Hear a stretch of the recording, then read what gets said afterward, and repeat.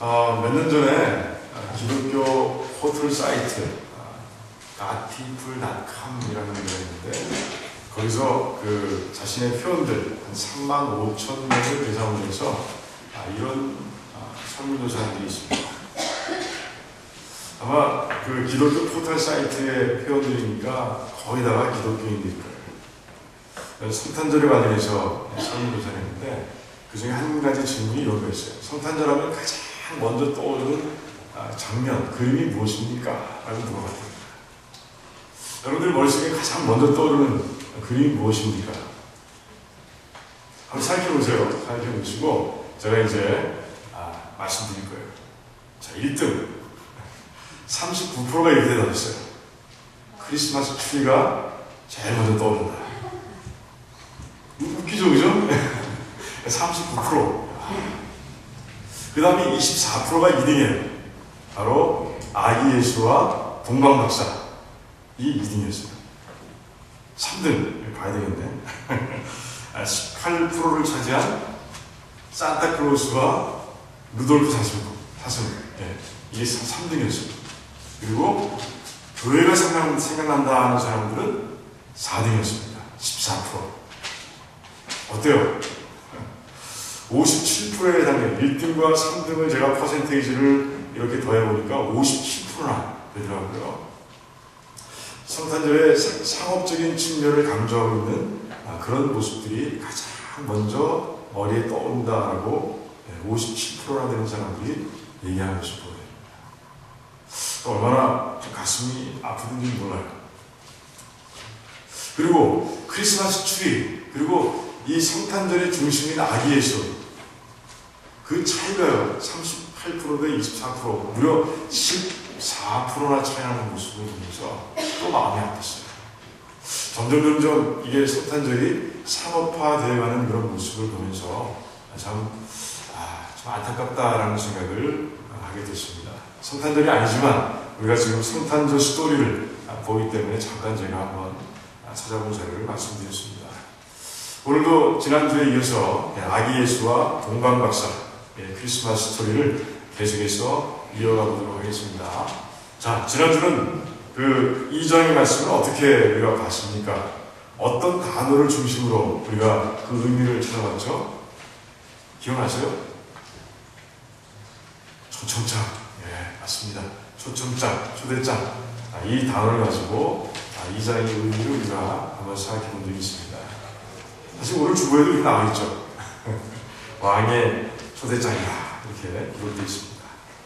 자, 뭘 봤죠? 지난주에 어떤 내용을 우리가 함께 나누며 은혜를 나눴습니까? 기억나세요?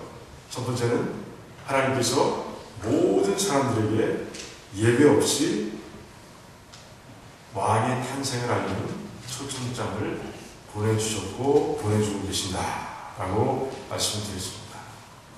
그런 가운데 하나님께서 정말 온 인류를 향해 갖고 계신 그 공평한 사랑에 대해서 우리가 깨닫고 은혜를 나눌 수 있었어요. 두 번째는 무엇입니까? 네, 맞습니다. 하나님께서 그냥 똑같은 초대장을 모든 사람들에게 그렇게 벌크의 카드를 사서 보내듯이 보내신 것이 아니라 그 사람의 환경과 그 사람의 성격과 이 모든 걸 고려해서 그게 딱 안 맞는 그런 커스텀 메이드 초청장을 주셨다라고 말씀을 나누면서 한 사람 한 사람을 정말 특별하게 사랑하시는, 아니 나를 그렇게 특별하게 사랑하시는 그 하나님의 사랑을 우리가 보면서 그 은혜를 나눌 수 있었습니다. 자, 오늘은요 그 초청장을 받고 어떻게 반응하느냐, 그 반응에 대해서 반응하는 사람들의 모습을 보면서 우리가 같이 은혜를 나누고자 합니다. 자, 하나님의 초청장인데 거부할 수 있겠어요? 거부할 수 있습니까? 거절할 수 있습니까? 그런데 유아기로 거절하는 사람들이 생기는 모습을 보게 됩니다. 자, 누가 그랬습니까? 오늘 본문을 보니까 누가 하나님의 초청장을 거절했습니까?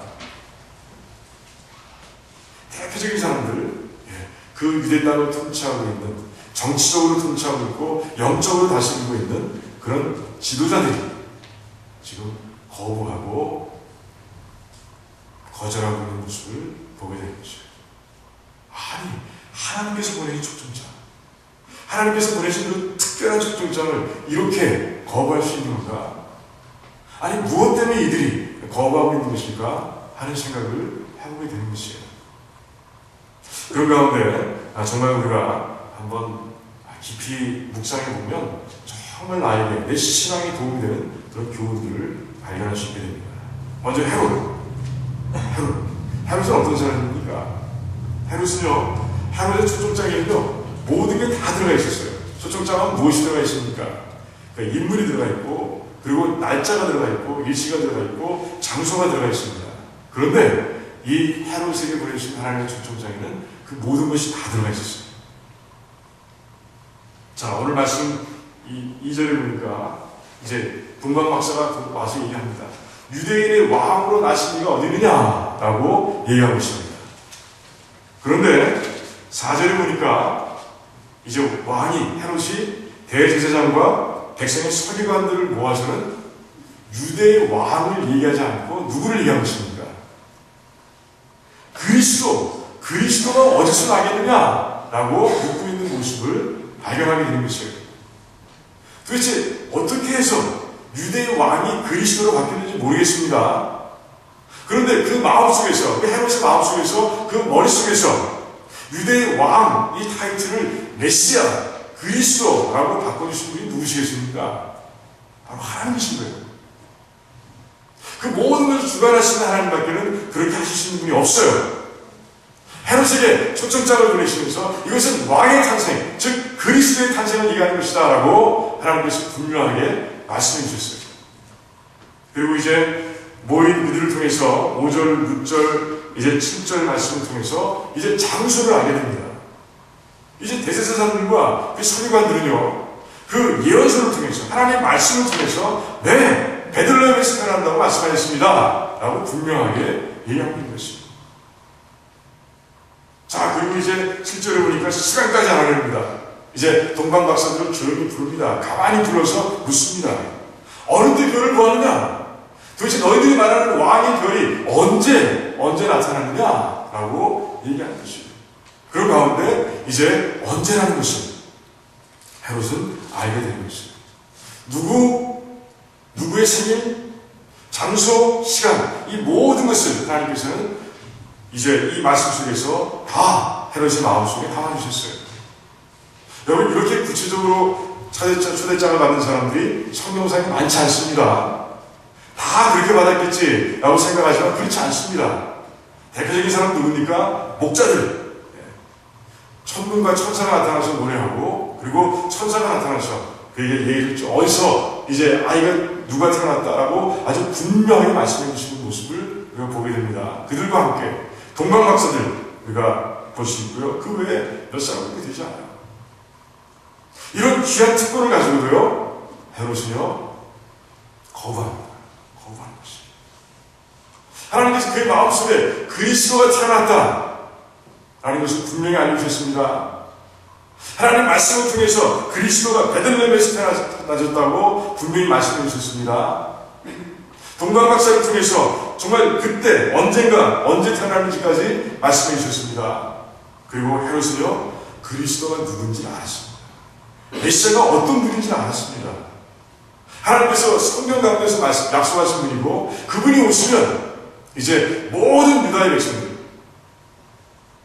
정치적으로 속박되어 있고 영적으로 눌려있는 그 모든 백성들을 이제 해방해 주실 분이라는 것을 헤롯도 알았습니다. 그분이 오심으로 인해서 이제 그 오랫동안 약속되었던 하나님의 뜻이 완성된다는 것도 헤롯은 알았습니다. 그런데 그럼에도 불구하고 그 하나님의 놀라우신 예언의 완성이 무엇인지 알며 그것을 거부하는 것이 무엇인지를 아는 헤롯이요, 감히 그 하나님의 초청장을 거절하고 있는 모습, 찢어버리고 있는 모습, 무시하고 있는 모습을 오늘 말씀 가운데서 보게 되는 것입니다. 이뿐이 아닙니다. 그 태어난 메시아를 죽이기 위해서 이제 혈안이 되어서 노력하는 그의 모습까지도 우리가 발견하게 되는 것이에요. 참 놀랍습니다. 도대체 무엇이 그렇게 만들었냐는 것이죠. 도대체 무엇이 하나님의 말씀까지도 거부하도록 만들어내는 것이에요? 도대체 무엇입니까? 지난주에 말씀드렸듯이 자신의 욕망이에요. 욕망입니다. 자신의 왕권을 지키기 위해서 그는 하나님께서 보내신 그 메시아까지도 주려고 노력하는 모습을 보게 되는 것이에요. 지난주에 잠깐 말씀드렸지만 그의 왕권에 대한 집착은요, 그의 아들들과 그의 아내까지도 눈 깜짝하지 않고 죽일 정도로 그렇게 아주 무서운 것이었음을 제가 말씀드린 적이 있습니다. 그뿐이 아니었어요. 그는 왕권을 잘 유지하기 위해서 그들의 백성들에게 환심을 베풀었습니다. 어떤 환심을 베풀었습니까? 가장 대표적인 것이 무엇이에요? 성전을 재공사하는 이런 환심이었습니다. 그 전까지 그가 그 성전을 리모델링하기 전까지의 성전의 모습은 어떻습니까? 아주 볼품없었어요. 이제 바벨론에 잡혀갔던 백성들이 돌아와서 아무것도 없는 상태에서 이제 성전을 건축했으니 얼마나 볼품없었겠습니까? 그 수많은 바벨의 주도에 의해서 세워진 그 성전, 그 볼품없는 성전, 그것을 이제 헤롯은 넓혀가고 그리고 그것을 리모델링하고 그러나 그 최고의 건축물로 만들어가는 모습을 보게 되는 것입니다. 그런 가운데 이제 백성들이 마음을 사는 것은 이게 자기가 다스리고 있는 통치하는 지역이 시끄러우면요, 로마 황제로부터 명령이 내려옵니다. 너 이제 와우 새로운 사람 인 이렇게 하는 그런 일들이 종종 있었습니다. 그런 가운데 그것을 멸하기 위해서, 멸하고 왕권을 유지하기 위해서 백성들의 환심을 사는 그런 모습을 우리가 역사 가운데서 보게 되는 것입니다. 저 모든 걸 동원해서, 온갖 수단을 동원해서 자신의 왕권을 지키고자 하는 헤롯의 모습을 우리가 보게 되는 것입니다. 그 자신의 욕망을 추구하는 그 마음이 하나님의 초청장까지도 거절하게 만드는 힘을 가지고 있는 것입니다. 그렇습니다. 우리가 이 땅을 살아가면서 믿음의 사람들에게도 우리는 계속해서 하나님께로부터 초청장을 받고 있어요. 그걸 아세요? 믿지 않는 사람들에게만 초청장을 보내시는 하나님이 아니시라 우리 모든 믿는 사람들에게 하나님께서는 계속해서 초청장을 보내고 있어요. 주일 예배를 참석하라는 초청장을 보내시고요. 또 교회를 세우는 일에 너희들이 은사를 가지고 동참하라는 초청장을 계속해서 보내주시고 계신 거예요. 그런데 우리가 그 초청장에 내가 순응하지 못하고 내가 거절하고 다른 곳에 가 있고 딴 일을 하는 이유가 무엇입니까? 그 대표적인 이유가 무엇이에요? 하루처럼 무엇 때문에? 나 때문이라는 것이에요.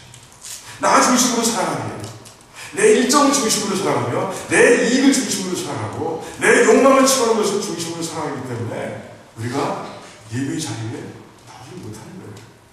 교회를 세우는 일에 동역하지 못하는 거예요. 모든 것 다 뒷전에 내가 앞입니다. 그런 모습을 헤롯의 모습 가운데서 발견하게 되는 것이에요. 저희 우리 성도님들은 정말 그러지 않기를 바랍니다. 정말 나를 내려놓고요. 하나님께서 정말 초대장을 보내실 때마다 Yes sir!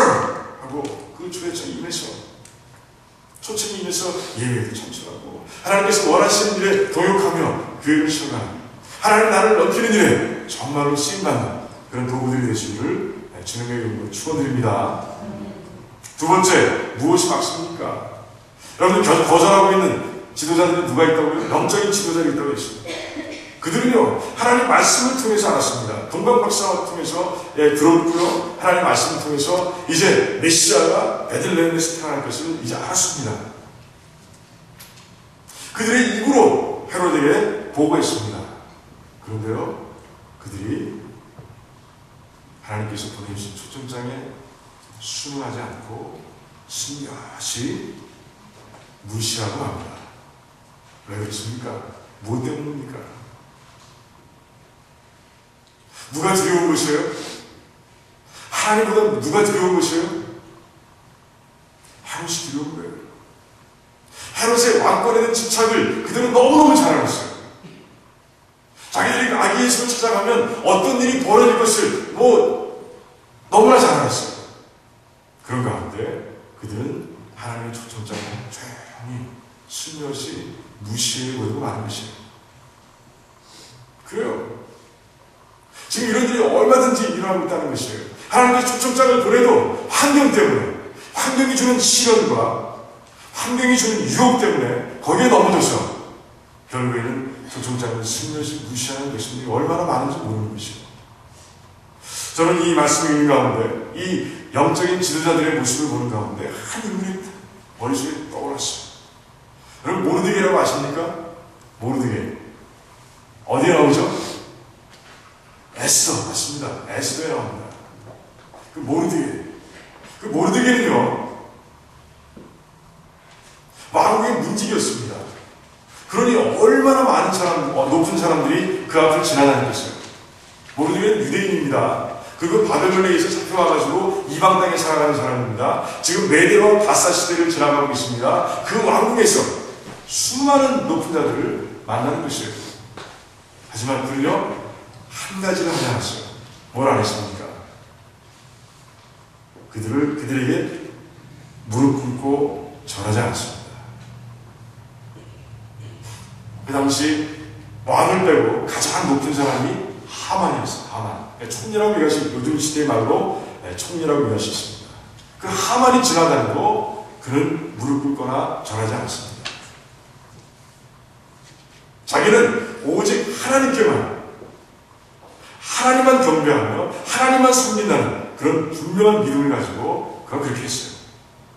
신명기 6장에 나와 있는 말씀입니다. 예수님께서 광야에서 시험을 받으시다가 이제 온 천하를 보여주고 사단이 얘기합니다. 마귀가 얘기합니다. 나에게 경배하면 이 모든 것을 다 주겠다고 말씀하셨을 때 그 신명기 6장의 말씀을 들으셔서 말씀하시는 거예요. 오직 우리가 경배할 분은 하나님뿐이시다. 나는 그분만 섬긴다라고 얘기하며 마귀를 쫓아냈습니다. 자, 구약시대에 하나님의 초대장은 무엇입니까? 율법에 대한 순종입니다. 지금 모르드게는 율법에 대한 순종, 하나님의 초대장을 순응하기 위해서 그렇게 했던 것이에요. 근데 그 결과가 어떻게 됐습니까? 끔찍한 결과가 일어났습니다. 어떤 일이 일어났습니까? 이제 막 화난, 분노한 하만이요. 이제 모르드게를 죽일 계획을 세우고요. 그뿐이 아니라 모르드게가 속한 유대인들을 다 죽일 계획을 세우고 왕의 허락을 맡아서 이제 그 조서를 전국에 보내는 그런 끔찍한 일이 일어납니다. 그래도요, 모르드게는요, 하만 앞에서 무릎 꿇거나 절하지 않습니다. 저는 참 이상하게 생각했어요. 좀 자기를 굽히면 민족이 살 수 있을 텐데, 좀 굽혀서 절하고 빌면, 용서를 구하면 하만의 마음이 좀 변할 수도 있을 거 아닌가? 그러면 자기 민족도 살리고 자기도 살고 좋은 거 아닌가? 이런 생각을 해봤습니다. 하지만 모르드게는 생각이 다른 거예요. 그건 하나님의 초청장이 아닌 것이에요. 율법을 순종하기 위해서 그는 그 어려운 상황에서 직면에서도 절대로 하만에게 무릎 절하지 않았습니다. 결국 하만은 잔대를 높이 세워서 거기에 이제 모르드게의 목을 달려고 준비하고 있습니다. 하지만 결과가 어떻게 됐습니까?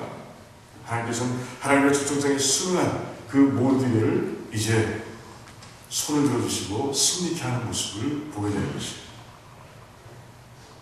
오히려 유대인족들이 아니라 오히려 이제 하만의 민족들이 죽임을 당하고 하만이 그 잔대에 달려서 죽는 모습을 우리가 보지 않습니까? 이방지역이었습니다. 총리였습니다.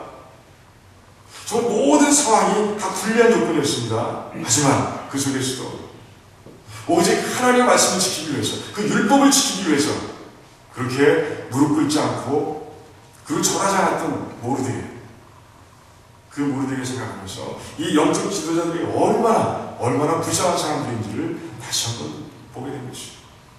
저는 여러분들이 그런 모습이 되지 않길 원합니다. 여러분들의 신앙이 모르드게의 신앙을 담길 원합니다. 하나님께서 초대하시면 yes sir 하고 정말 순응할 수 있는 그런 귀한 백성들.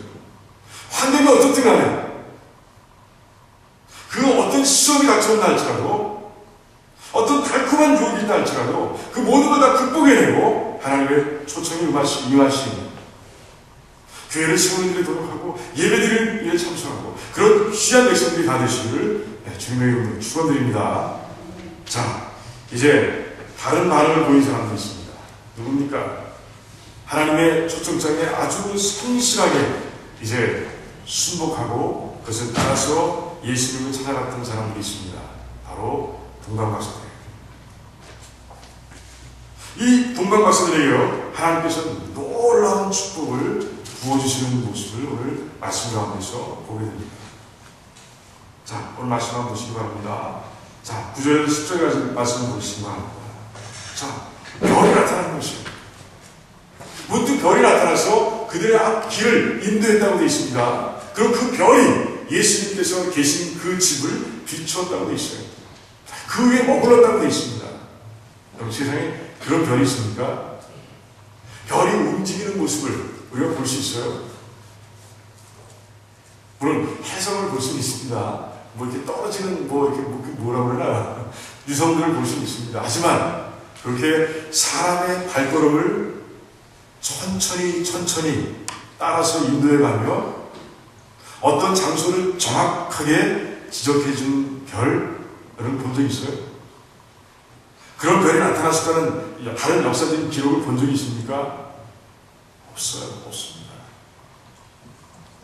더 놀랍고 신비한 사건이 그 예수 그리스도를 찾아가는, 아기 예수의 경배하기 위해 찾아가는 그 동방박사들의 삶 가운데 일어난 것이에요. 기적이 일어난 것이에요. 그런 가운데 그들이 어떻게 하고 있습니까? 저희가 별을 보고 가장 크게 기뻐하고 기뻐하더라, 이렇게 적고 있습니다. 이 정도는 안 돼요. 이 정도는 그들의 마음속에서 일어나고 있는 기쁨을 표현할 수 없습니다. 우리 영어 성경을 보면, NIV를 보면 overjoy 이렇게 돼 있어요. 그 정도는 안 되는 거예요. 원문을 보면 어떻게 되는지 아세요? 기쁨이라는 단어가 2번 나옵니다. 우리 본문, 우리 한국말 성경이 더 잘 번역하고 있어요. 기쁨이라는 단어가 2개 나옵니다. 하나는 동사입니다. 하나는 명사입니다. 그리고 또 부사가 2개가 나옵니다. 명사를 꾸미고 있는 형사와 또 동사를 꾸미고 있는 부사가 등장합니다. 수식어가 2개 나오는 것입니다. 하나는 무지무지하게 큰이라는 뜻은 가지고 있습니다. 무지무지하게 큰 기쁨이라는 단어가 쓰여 있고요. 하나는 극도로 기뻐했다고 되어 있습니다. 그러니까 무지무지하게 큰 기쁨을 가지고 극도로 기뻐했다라고 이렇게 원문을 기록하고 있어요. 좀 분위기는 다릅니까? 여기 10절의 말씀에 번역되어 있는 거하고, 저는 정말 기쁨을 더 원문의 근거에서 표현하고 싶었는데 잘 되는지 모르겠어요. 아무튼 조금 더 심하게 얘기하면 말로는 표현할 수 없는 그런 기쁨, 그들이 그런 기쁨을 누리고 있는 모습을 오늘 10절에서 보고 있는 것입니다. 하나님께서는 예수를 찾아가는, 아기 예수를 찾아가는 그 발걸음을 그렇게 기쁘게 하시는 것이에요. 우리를 상상할 수 없는 기쁨으로 그들은 아기 예수께 가고 있는 모습을 봅니다. 절대로 벗어날 수 없도록 인도하시는 모습을 보게 되는 것이에요. 지난번에 말씀드렸듯이 그들은 정말 힘들게 여기 왔습니다. 그런데 이 마지막 순간에 지금까지 인도하셨던 하나님께서 그들의 발걸음을 정말 실족하지 않도록 정확하게 그 아기 예수가 있는 자리로 인도해 가시는 모습을 보게 되는 것입니다. 하나님의 초대장을 받은 백성들, 하나님께서는 그렇게 인도하십니다. 하나님께서 목적하신 것을 이루시기 위해서 초대할 때 정말 yes sir 하고 이제 출발의 선에 서서 한 발 딛는 모든 백성들을 하나님께서는 그렇게 인도해 가시는 거예요. 정말 하나치의 오차도 없이 그 목적지에 도달해서 하나님께 이루신 모든 것, 그 중간 과정에서 겪은 모든 것들을 정말 기뻐하며 감사하며 하나님께 영광을 돌릴 수 있도록 그렇게 우리의 삶을 인도해 가신다는 거예요. 여러분, 바울을 보시기 바랍니다. 바울이 있어요. 그가 이제 회심했을 때 하나님께서는 그에게 사명을 주십니다. 이제 이방 땅에 가서 복음을 전하라 라고 말씀하십니다. 그것이 쉬운 소명이었습니까? 아니에요. 정말 어려운 초대장이었습니다. 하지만 그 초대장을 받고요, 이제 바울은 금방 일어나서 예수 그리스도를 증거하기 시작합니다. 자, 그렇게 한 발 뛰어놓은 그 바울을 하나님께서 어떻게 인도하셨습니까? 정말 신비하고 놀라운 일들을 통해서 그의 발걸음을 인도하시는 하나님을 우리가 사도행전에서 보게 되는 것이에요. 가는 곳곳마다 있어 기적들이 일어납니다. 야, 이 사람이 말하는 걸 들으라. 하나님께서 표정을 일으키시는 거예요. 이 기적을 보고 이 바울이 입에서 선포하고 있는 이 복음을 믿으라 라고 하나님께서는 도와주고 계신 거예요. 손수건 갖다 얹어도 그가 지나가기만 해도 이제 아픈 자들이 일어나고 귀신들이 떠나는 모습을 보게 됩니다. 얼마나 놀라운 모습입니까? 그 모습을 보면서 바울이 얼마나 기뻤겠어요. 이 오번 조용히들라는 말은 표현이 부족한 그런 놀라운 기쁨을 그 누렸을 거예요. 때때마다 하나님께 나타나십니다. 그리고 힘을 주십니다. 그를 인도해 가십니다. 네가 갈 길이 이곳이야 라고 말씀해 주십니다. 그곳으로 달려갈 수 있도록 만들어 주시는 하나님. 그런 가운데 가는 곳곳마다 있어 교회가 세워질 수 있도록 그가 말을 던집니다. 이해할 수 없는 말이에요. 어떤 사람들은 정말 비웃었다고 되어 있습니다. 그런 정도로 이해할 수 없는 말들입니다. 동정녀 통해서 태어난 예수님, 하나님이 십자가에 달려 죽으시고 3일 만에 부활하시고 이런 모습들, 이런 이야기를 누가 믿을 수 있겠습니까? 근데 그 이야기를 할 때마다 믿음의 사람들이 일어나는 것이에요. 이건 기적이죠. 자기가 가는 곳마다 있어 이제 한 발을 떼어놓자 자기 길을 인도하시고 가는 곳마다 있어 그런 놀라운 일을 일으키시는 하나님 때문에 바울의 마음은 기쁜 거예요. 기쁜 거예요. 그 기쁜 마음이 어디에 담겨 있습니까? 빌립보스에 담겨 있는 것이에요. 감옥에 갇혀 있습니다. 그럼에도 불구하고 기뻐하라 기뻐하라 계속해서 기뻐하라고 얘기하고 있습니다. 내가 기쁘다라고 소리치고 있습니다. 이 바울의 모습인 거예요. 여러분 어떻습니까? 정말 하나님의 초대장에 그 수능에서 나와 그런 기쁨을 누리고 있습니까? 정말 예배드리는 나오는 이 마음속에 이 영혼 가운데 기쁨으로 가득합니까? 저는 그런 백성들이 되길 원합니다.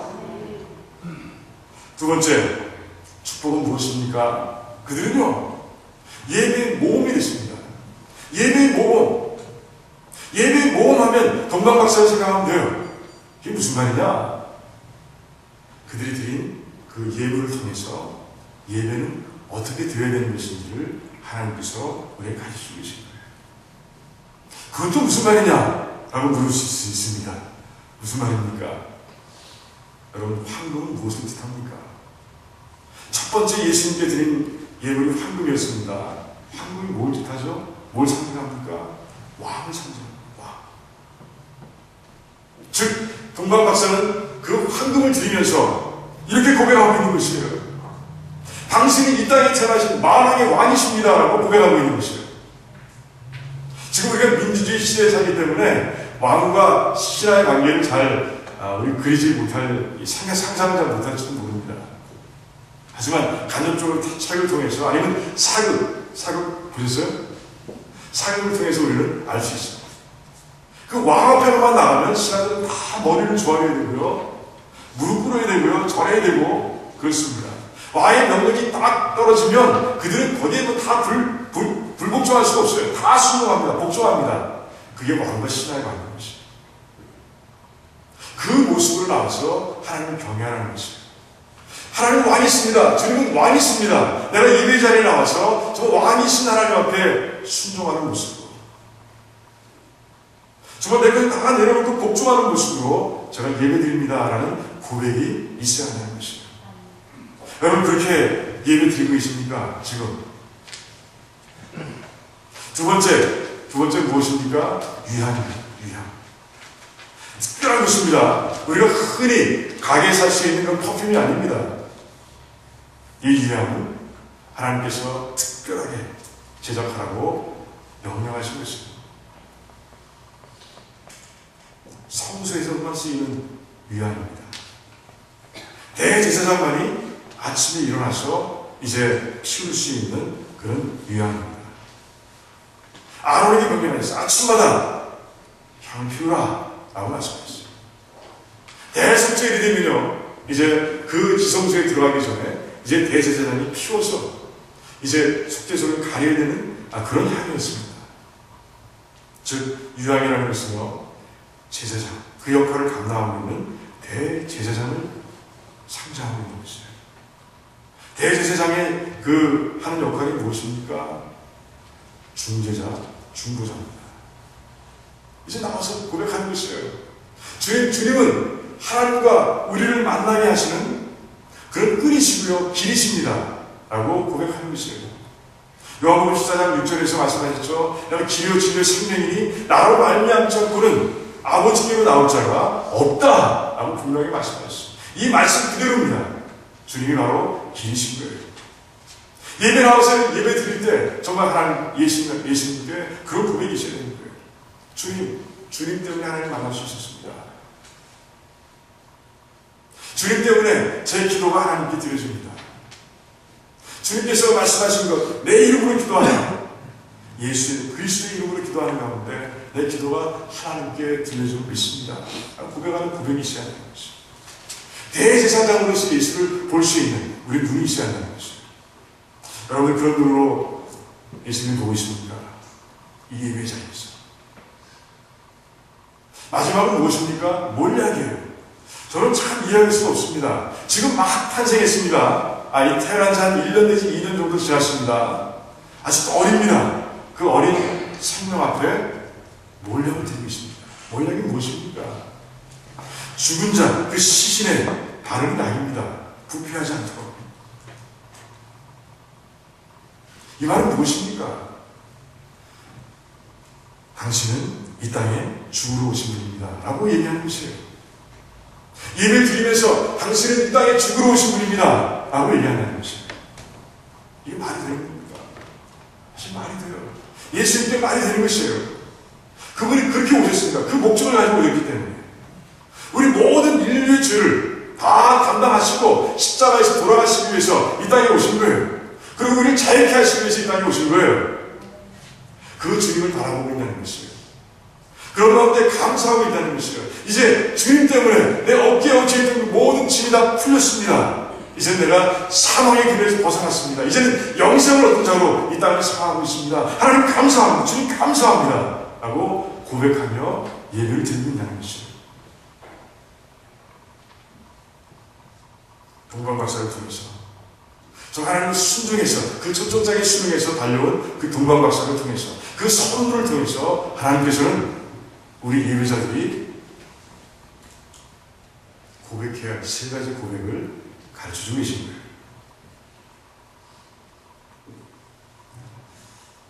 여러분 브로드웨이 가면 뉴욕 맨하탄의 브로드웨이 가면 뮤지컬들이 많이 공연되고 있습니다.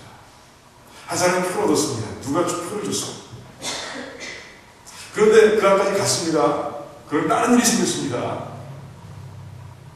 그래서 야 이거 어떡하지?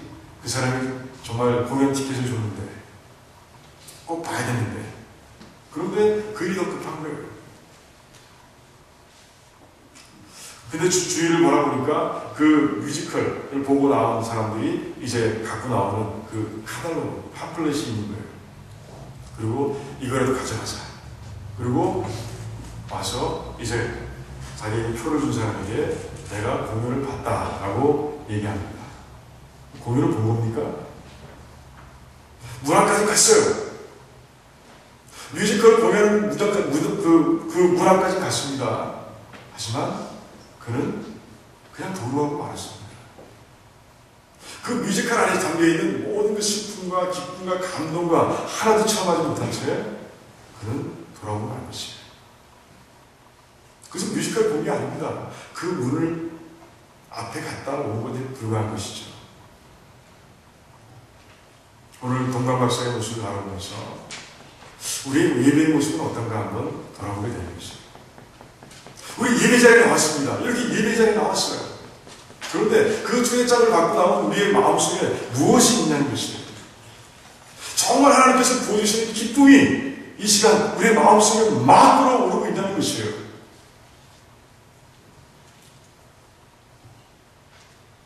정말 예배드리는 가운데 하나님은 왕이십니다. 내가 이제 주님의 말씀이라고 다 순종합니다.